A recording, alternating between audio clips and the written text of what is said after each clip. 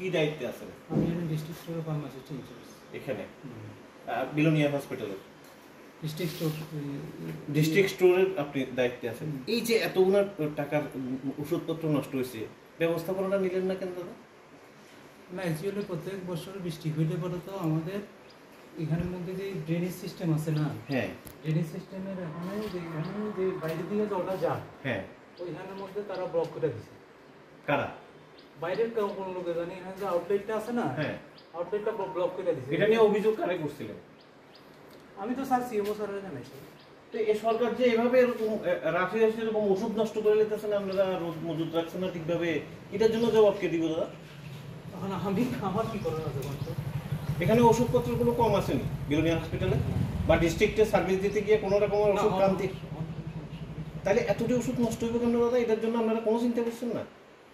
আমি কি করতাম কোন? আপনি কি করতেন বললেই মাত্র হয়ে যাবে ব্যাপারটা। ব্যাপারটা হলো যে আমরা তো চেষ্টা করি স্টোরেজ ঠিক মতো রাখার জন্য।